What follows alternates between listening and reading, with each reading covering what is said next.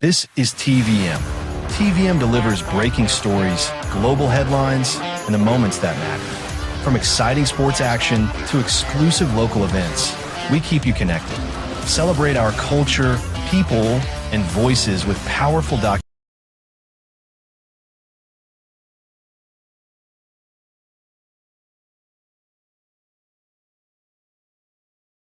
documentaries and inspiring stories. Experience premium entertainment, from trending music to urban lifestyle and beyond. Grow your spirit with life-changing messages and uplifting perspectives. Lead the way with bold conversations, fresh ideas, and thought-provoking shows. Wherever you are, whenever you want, watch TVM on all your devices. TVM, your world, your network.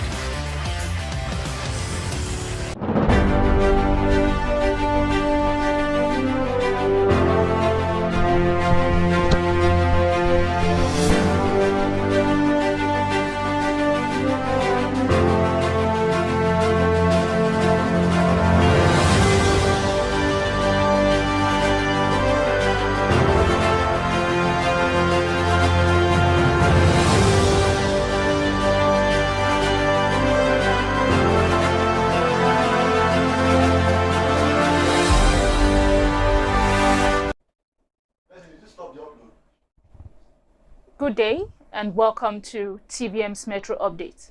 I am Blessing Samson. I will begin in Delta State, where Urhobo College in Uwie has emerged champions of the 2025 Delta State Zenith Bank Principals Cup football tournament in Warri. Our correspondent reports that Urhobo College defeated Oborevwori Grammar School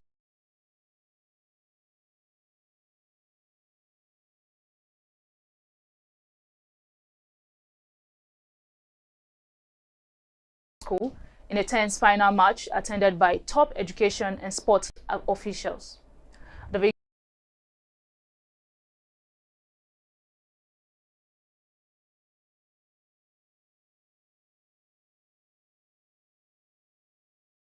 victory cements the school's reputation as a powerhouse in Delta secondary school football. Now, organizers commended the bank for sustaining grassroots sport through continuous funding and mentorship. Education authorities announced that future editions of the competition will include female teams from all senatorial districts to promote inclusiveness. Still in Delta State, the state governor, retired Honorable Sheriff Oborevwori, has called for innovation, sustainability and equity in Nigeria's infrastructure development. At the 30th National Council on Works meeting in Ado-Ekiti, Governor Oborevwori, represented by Works Commissioner Ruben Izeze, said true progress depends on collaboration among all tiers of government and the private sector. He reaffirmed Delta's commitment to its more agenda focused on expanding roads, modernizing cities, and boosting statewide connectivity.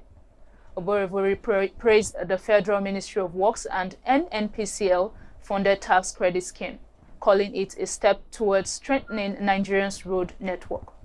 The meeting, themed discipline, transparency and innovation in engineering practice, also featured remarks from Ekiti Governor Biondu Oyebanji and Works Minister David Umahi, who both emphasized transparency and teamwork in driving national infrastructure. Delta State Governor Sheriff Oborevwori says his administration is deepening investment in technical education to promote indigenous innovation and job creation across the state. Since assuming office in May 2023, the governor has pursued his more agenda, focusing on meaningful development, opportunities for all, realistic reforms, and enhanced peace and security. To advance this vision, the state created a dedicated Ministry of Technical Education and is completing 5 new technical colleges in Omadinu, Akubene, Ogareki, and Kiagbodo, at a recent workshop for principals of technical colleges in Asaba. Commissioner for Technical Education, Honorable Smart Ufo, said the government is repositioning technical education to equip youth with 21st century skills for self-reliance and innovation. However, the state has also continued to showcase students' creativity through technical fairs and project exhibition, with Governor Oborevwori reaffirming his commitment to empowering young Deltans to drive sustainable homegrown development. Still in Delta State, security contractor Tantita Limited says it has generated over 200,000 jobs while improving safety across the Niger Delta region. A correspondent reports that the company executives announced the figures during a media briefing held in Warri, Delta State. They explained that the new jobs span surveillance, logistics, and oil facility protection under joint community partnership schemes.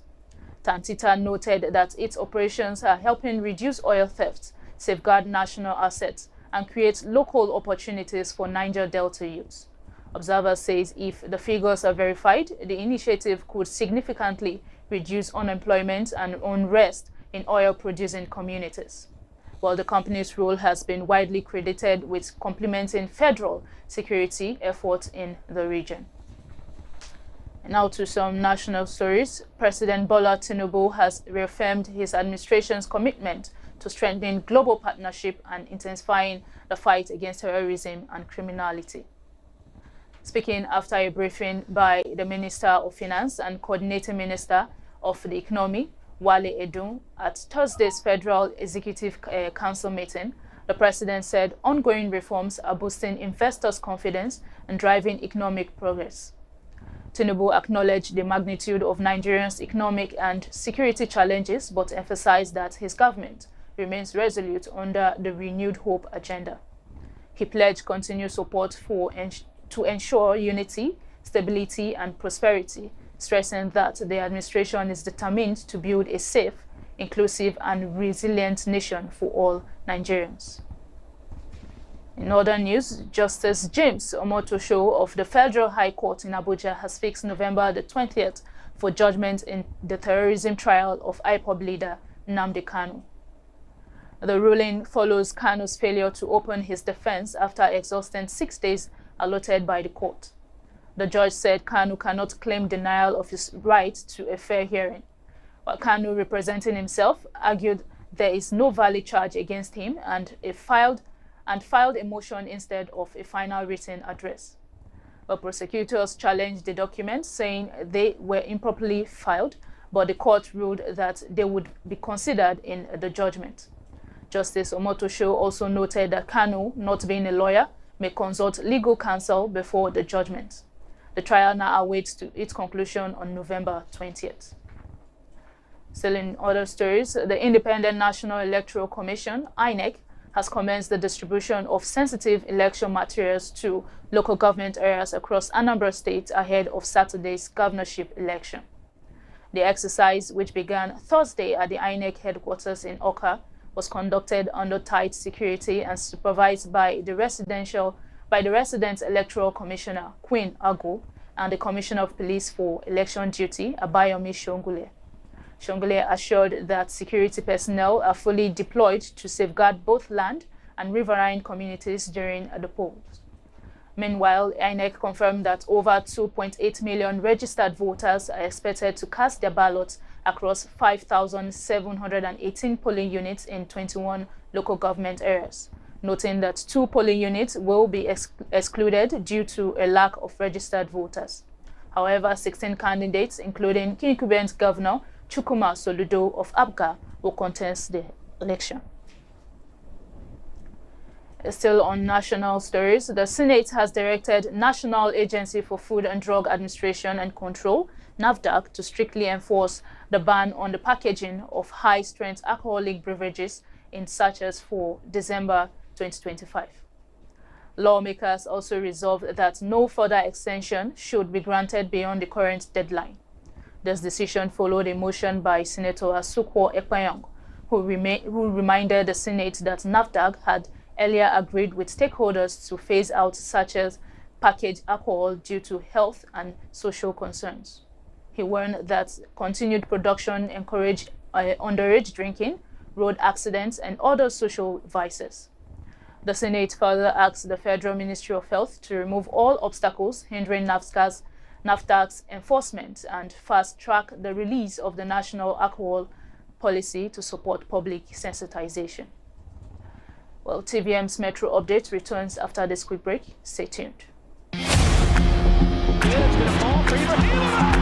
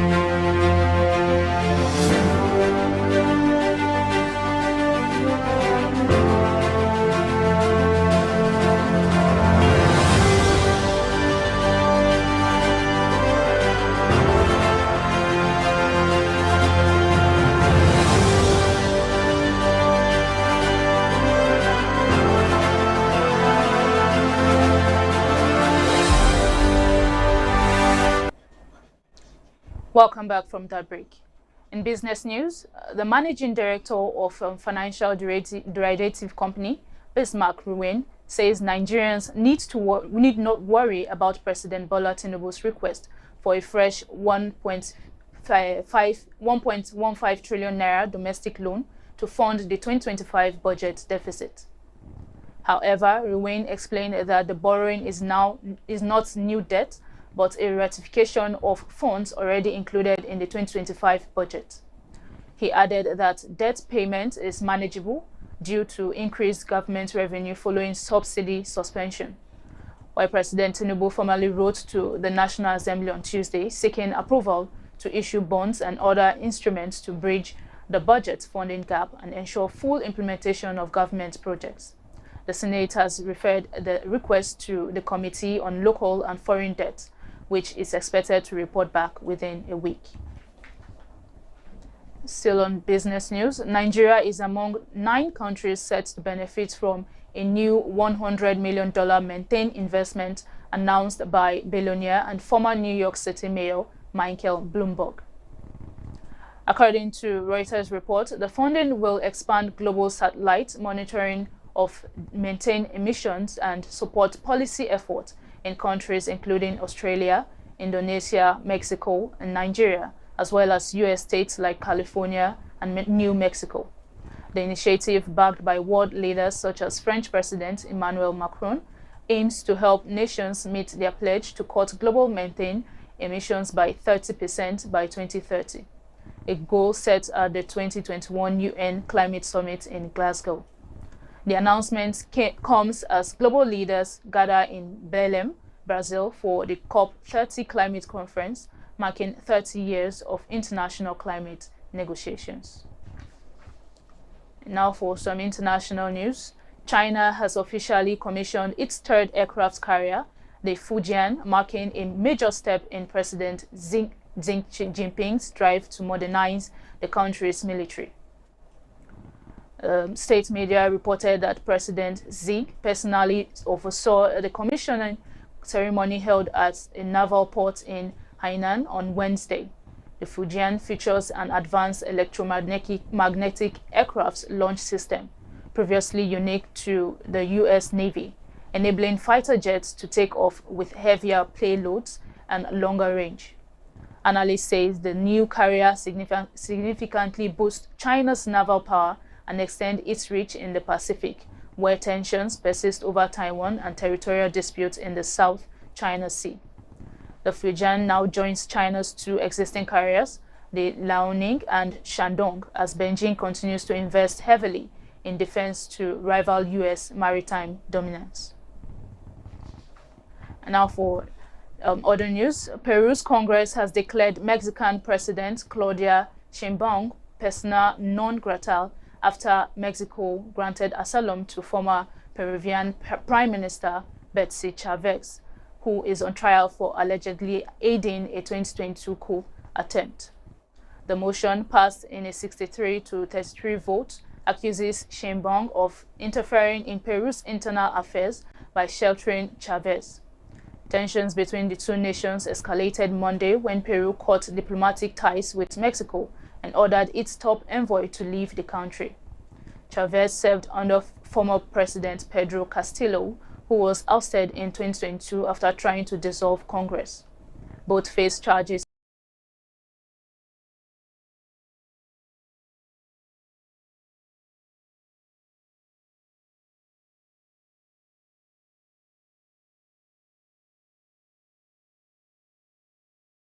of rebellion and abuse of authority.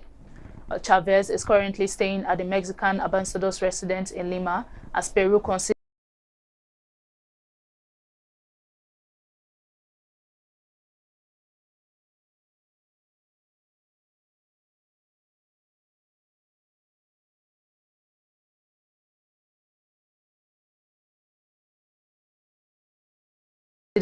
her safe passage request.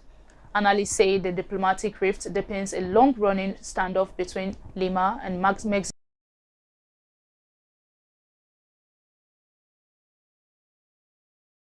over Castillo's removal.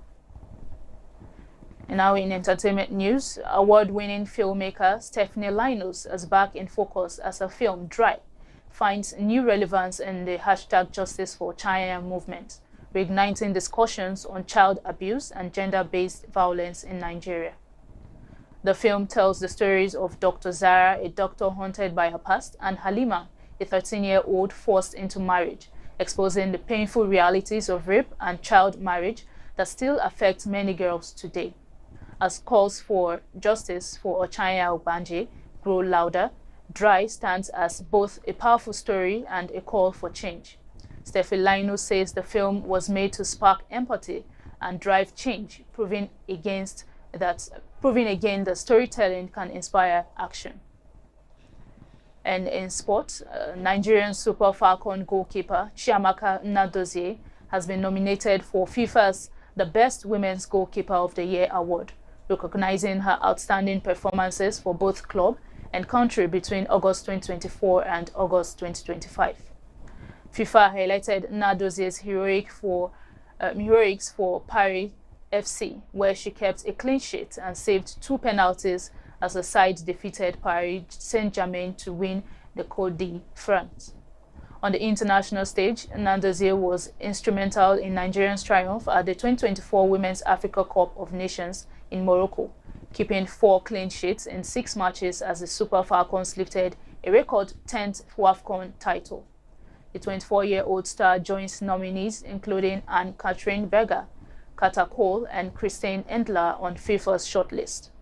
Nnadozie, who also finished 4th in the 2025 Women's Yachin Trophy at the Ballon d'Or, is now eyeing her 3rd consecutive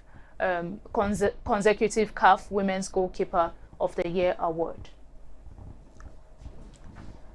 And now that's all from TVM's Metro Update. I am Blessing Sampson. You can watch us on the go on TVM's app, accessible on Android Play Store and Apple Store. Follow us and interact with our social media pages. Like, subscribe, and share. And remember, your environment is part of you. Do keep it clean.